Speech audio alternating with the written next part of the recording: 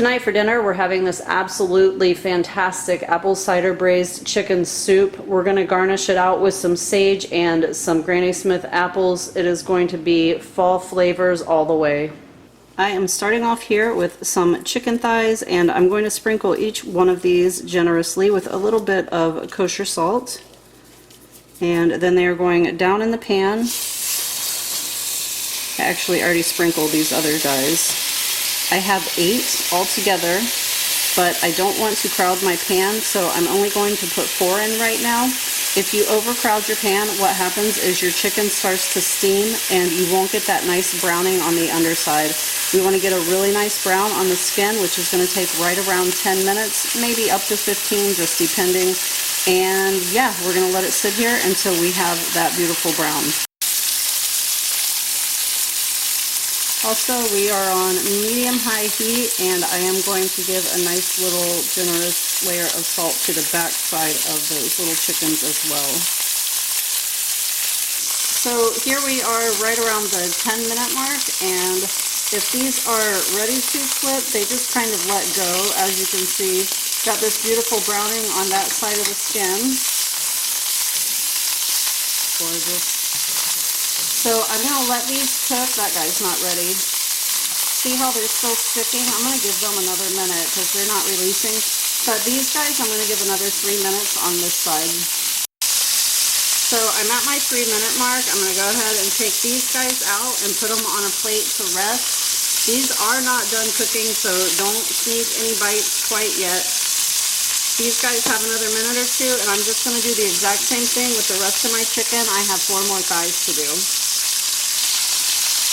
So the rest of the chicken comes out. And carrots, onion, and celery go in. So this is 4 carrots. It's right around 11 ounces. 2 stalks of celery, which is about 3 ounces, and 1 onion, which is about 10 ounces. This is going to snap, crackle, pop, so be careful.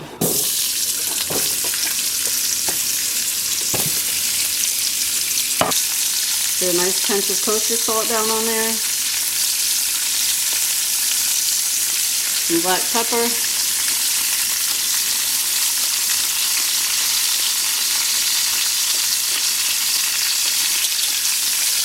Give these a nice little kind of stir around.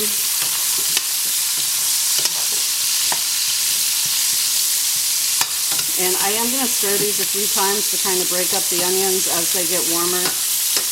I'm going to let these veggies cook until they start to soften up a little bit and get a little bit of color on them. So we're like 8 minutes-ish in. You can see these veggies are getting some nice color on them, looking all beautiful. So I'm going to go ahead and add in my garlic and ginger. I have 5 garlic cloves. I did cut a couple of them in half because they were kind of big. And this is ginger. It's about 1 ounce of ginger. Give that a nice little stir, and I'm going to let these cook for a couple more minutes. So the ginger and the garlic have been in here sauteing around right around 4 or 5 minutes. You can see this beautiful color on everything, and this brown that we're getting on the bottom of the pan, the fond.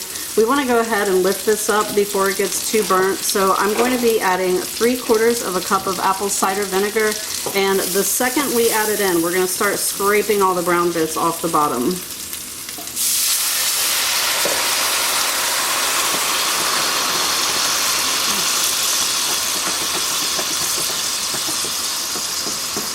Definitely be careful of the steam, kind of start on the edges. The steam will slow down after a few seconds, but you can see that coming right up, getting a nice clean bottom. There's a lot of flavor in there, so we don't want to leave it behind and we don't want to let it burn. Once we get all that brown scraped up, we're going to go ahead and add in 3/4 of a cup of apple cider. Give it a little stir. Pinch of salt. A little bit of pepper.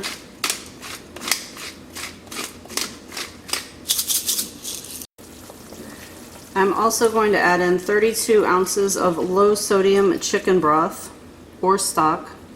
You want to make sure it's low sodium because we're going to reduce this, and if you're using the regular, it's going to end up too salty. I'm also going to add in the zest from one orange, and I am using my microplaner, one of my very favorite kitchen tools.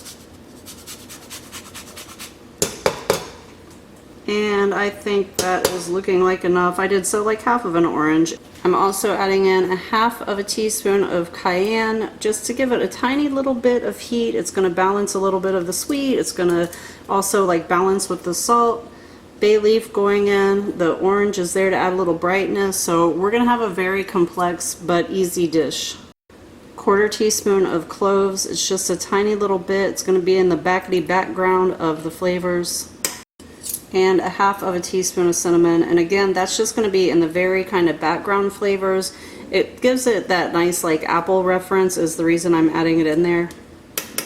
So I'm going to let this cook until it reduces down a little bit. It's going to concentrate all the flavors, and then we're going to give it a taste and make adjustments. This has been boiling like 15-20 minutes. It's reduced down quite a bit, so I'm actually going to kill the heat and let it cool just for a few minutes.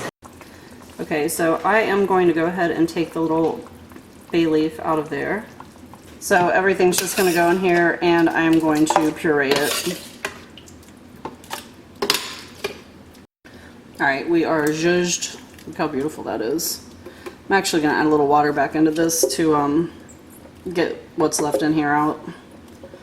They could use a little anyway. It's pretty ready to serve. It's like beautiful consistency if I was serving it right now, but we're going to put our chicken back in there, so I want to make sure there's a little more liquid.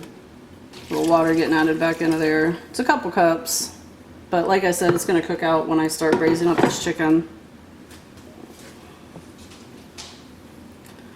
Add a stir. That is gorgeous. And I'm going to go ahead and add my chicken back in.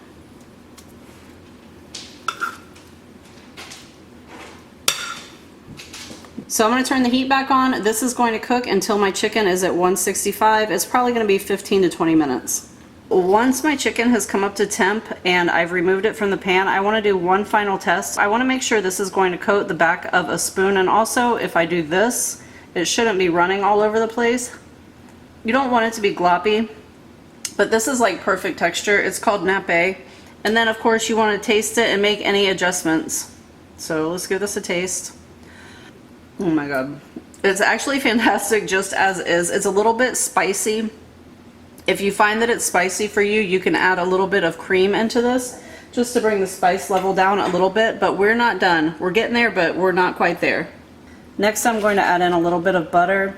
This is like a secret the restaurants do. You know, you get the sauce on the plate and it's always this beautiful soup or sauce, like it's nice and shiny. It's the butter that they add at the end. So we're going to go ahead and just kind of melt that in there. Obviously this adds a really nice flavor also. To pullate this beautiful soup up, we're going to go ahead with the soup, one of the pieces of chicken. I did some julienne Granny Smith apple, which I'm loving, right on top, and a tiny bit of sage. I'm also going to add just a spoon of, this is a bourbon aged maple syrup, and that sweet is going to balance out the spicy. That is fantastic. Look at that. If you were looking for a bite of fall, now you have it. This is absolutely gorgeous. I hope you love it. Thank you so much for watching, and happy cooking, everyone.